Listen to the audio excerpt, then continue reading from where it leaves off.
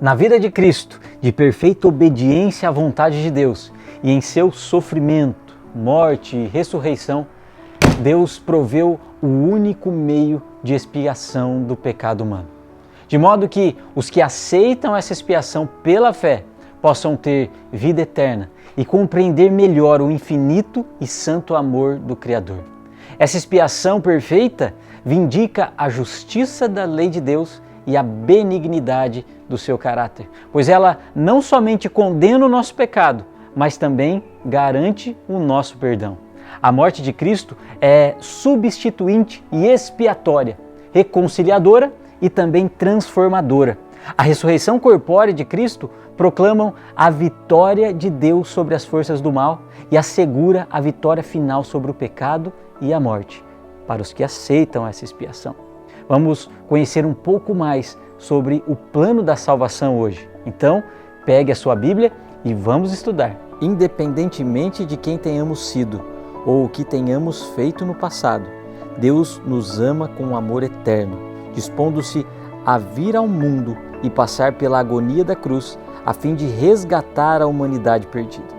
Entretanto, muitos há que se perguntam: como posso ser bom diante de Deus? Como posso apagar o meu passado mal? Como posso ser apresentado sem culpa diante dele? Como posso ser salvo? O caminho para a vida eterna é muito mais fácil de ser achado e compreendido, mas poucos sabem como ir a Cristo e experimentar alegria, paz de espírito, perdão e esperança. Vamos então, meus queridos, para o nosso terceiro estudo. Vamos falar um pouquinho a respeito do plano da salvação. Feche seus olhos e vamos orar. Querido Pai que estás nos céus, mais uma vez pedimos entendimento. Dai-nos sabedoria para que, ao abrirmos as Escrituras Sagradas, possamos compreender de maneira clara a Tua santa vontade para as nossas vidas. Perdoe os nossos pecados e nos mantenha firmes nos Teus caminhos. Oramos e pedimos essas bênçãos em nome de Jesus. Amém. Em Apocalipse, no capítulo 4 e no verso 5, vemos uma cena indescritível. Uma porta aberta conduz ao céu, o centro do universo. E uma voz chama o apóstolo e diz: sobe para aqui e te mostrarei o que deve acontecer depois destas coisas. Está em Apocalipse capítulo 4 e o verso 1. Por meio do Espírito, o apóstolo João contempla a própria sala do trono de Deus. Já imaginou? Ofuscante arco-íris de esmeralda circunda o trono central, da qual provém vozes, trovões e relâmpagos. Dignatários do céu, vestidos em alvas vestimentas e portando coroas de ouro, acham-se assentados em tronos menores. Um cântico de doxologia enche os ares. Os anciãos se prostram em adoração, lançando as suas coroas de ouro diante do trono. Um anjo, segurando um rolo selado com 7 selos, clama: quem é digno de abrir o livro e de lhe desatar os selos? Isso está em Apocalipse capítulo 5 e o verso 2. Com profunda tristeza, João percebe que nenhuma criatura no céu ou na terra é digna de abrir esse rolo. Sua tristeza se converte em lágrimas, até que um dos anciãos o consola. Não chore, eis que o leão da tribo de Judá, a raiz de Davi, venceu para abrir o livro e os seus 7 selos. Contemplando novamente o majestoso trono, João vê um cordeiro que tinha sido morto, mas que agora vivia e tinha sobre si o poder do Espírito. Quando esse despretensioso cordeiro tomou o rolo, as criaturas viventes e os anciãos explodiram em um novo cântico. Todos, em uníssima voz, diziam: digno és de tomar o livro e abrir-lhe os selos, porque foste morto e com teu sangue compraste para Deus os que procedem de toda tribo, língua, nação e povo. E para o nosso Deus os constituíste reino e sacerdócio. e reinarão sobre a terra. Apocalipse capítulo 5, verso 9 e verso 10. Todas as criaturas viventes no céu e na terra uniram-se ao grande coro de louvor. Aquele que está sentado no trono e ao Cordeiro, seja o louvor, a honra e a glória e o domínio dos séculos dos séculos. Esta visão é maravilhosa, mas o que será que havia neste importante rolo? Ele registra, na verdade, meus queridos, o resgate da raça humana da escravidão de Satanás e descreve a vitória de Deus sobre o pecado. Revela uma salvação tão perfeita que os cativos do pecado podem ser libertos de suas prisões imundas, simplesmente por um ato de vontade e escolha. Muito antes do seu nascimento em Belém, o Cordeiro exclamava, em Salmo 40, versos 7 e 8, diz assim: Então eu disse, eis aqui estou, no rolo do livro está escrito a meu respeito. Agrada-me fazer a tua vontade, ó Deus meu, dentro do meu coração está a tua lei. Foi a vinda do Cordeiro morto desde a fundação do mundo que propiciou a redenção da humanidade. Após a queda do homem, a nossa natureza, que antes era perfeita, moral e fisicamente, passou a ser imperfeita. Ou, teologicamente falando, o homem passou a ter uma natureza caída. Isso quer dizer que a nossa natureza após a queda é naturalmente propensa para o pecado e não para fazer a vontade de Deus. Tanto é verdade que, ao lermos Romanos capítulo 3 e o verso 23, compreendemos o seguinte: pois todos pecaram e carecem da glória de Deus. Esse é um fato que nos une. A Bíblia afirma que todos pecaram, exceto o nosso Senhor Jesus Cristo. Em Romanos 6 e o verso 23, vemos a consequência do pecado. Porque o salário do pecado é a morte. Veja que o pecado tem uma consequência, a morte. E é exatamente nesse ponto que o plano da salvação entra. O sacrifício expiatório de Cristo no Calvário marcou o ponto de mudança no relacionamento entre Deus e a humanidade. Embora ainda permaneça um registro dos pecados das pessoas, como resultado da reconciliação, Deus não mais considera esses pecados contra os seus praticantes. Olha só o que está escrito em segunda carta que Paulo nos escreve aos Coríntios, no capítulo 5, verso 18 e 19. Ora, tudo provém de Deus, que nos reconciliou consigo mesmo por meio de Cristo e nos deu o ministério da reconciliação. A saber que Deus estava em Cristo reconciliando consigo o mundo, não imputando aos homens as suas transgressões, e nos confiou a palavra da reconciliação. Isso não significa que Deus desistiu de aplicar a punição ou que o pecado não mais provoque a sua ira.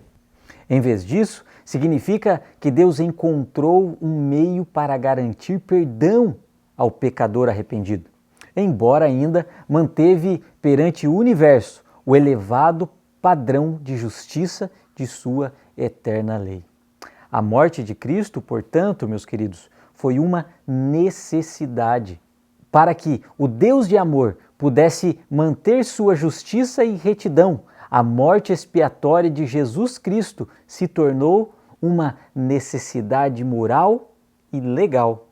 A justiça de Deus requer que o pecado seja levado a julgamento. Portanto, Deus necessita executar o juízo do pecado e logo do pecador. Nessa execução, o Filho de Deus assumiu o nosso lugar, o lugar do pecador, de acordo com a vontade de Deus. A expiação era necessária porque o homem se encontrava sob a justa ira de Deus. E é aqui que encontramos o cerne do Evangelho, do perdão aos pecados e o ministério da cruz de Cristo. A perfeita justiça de Cristo satisfaz adequadamente a justiça divina e Deus se dispõe a aceitar o alto sacrifício de Cristo em lugar da morte do homem. Pessoas que não se dispõem a aceitar o expiatório sangue de Cristo não podem receber perdão de pecados, de modo que continuam daí sujeitos à ira de Deus. Disse João: quem crê no Filho tem a vida eterna. O que, todavia, se mantém rebelde contra o Filho não verá a vida, mas sobre ele permanece a ira de Deus. O apóstolo João, no seu Evangelho, no capítulo 3 e o verso 36, diz assim: por isso, quem crê no Filho tem a vida eterna. O que, todavia, se mantém rebelde contra o Filho não verá a vida, mas sobre ele permanece a ira de Deus. Portanto, a cruz é uma demonstração tanto da misericórdia quanto da justiça de Deus. Abra sua Bíblia comigo em Romanos, no capítulo 3 e o verso 25 e 26. A quem Deus propôs no seu sangue como propiciação mediante a fé, para manifestar a sua justiça, por ter Deus, na sua tolerância, deixado impunes os pecados anteriormente cometidos, tendo em vista a manifestação da sua justiça no tempo presente, para ele mesmo ser justo e o justificador daquele que tem fé em Jesus Cristo. Somos, portanto, conduzidos a um relacionamento mais profundo com Deus quando nós experimentamos a sua graça, a qual nos oferece a perfeita vida de obediência de Cristo, sua justiça e sua morte expiatória como dons. Gratidão, louvor e regozijo se manifestam. A obediência se torna um deleite. O estudo da sua palavra, um genuíno prazer. E a mente estará sempre disposta a constituir um lugar de habitação do Espírito Santo. Ocorre, portanto, um novo relacionamento entre Deus e o pecador arrependido. Trata-se de um companheirismo baseado no amor e na admiração, em vez de ser fruto de temor e obrigação.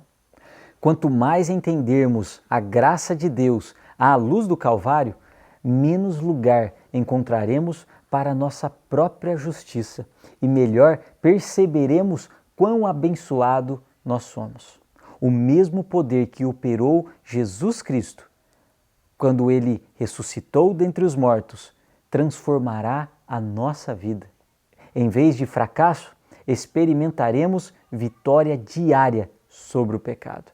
O insondável amor revelado no ministério reconciliador de Deus, por intermédio de Jesus Cristo, também motiva o nosso testemunho missionário aos outros. Afinal, a graça concedida a você deve ser estendida ao próximo. Quando experimentamos em nós mesmos, não podemos conservar em segredo o fato de que Deus não levará em conta contra a pessoa os pecados daqueles que aceitaram o sacrifício substitutivo de Cristo. Teremos prazer em repassar aos outros o comovente apelo do Evangelho.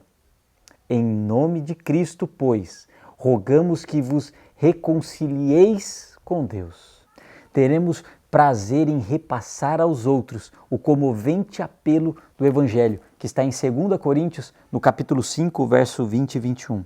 De sorte que somos embaixadores em nome de Cristo, como se Deus exortasse por nosso intermédio.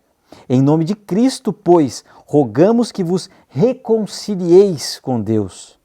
Aquele que não conheceu o pecado, Ele o fez pecado por nós, para que nele fôssemos feitos justiça de Deus. Meu querido irmão e minha querida irmã, está disposto a cada um de nós aceitar esta maravilhosa graça que nos transforma e nos regenera. Esta graça está disponível para mim e para você. Basta aceitarmos pela fé que seremos vitoriosos. Creia nisso. Vamos orar? Pai amado, querido Deus, obrigado, Senhor, porque o plano da salvação já havia sido estabelecido antes da fundação do mundo. Obrigado porque em Cristo temos vida e vida eterna. Obrigado, Senhor, porque as nossas faltas foram entregues na cruz do Calvário e que pelo sangue do nosso Senhor Jesus Cristo somos novas criaturas. Dai-nos mais e mais desta graça. Oramos e pedimos essas bênçãos em nome e por amor do nosso Senhor Jesus Cristo. Amém.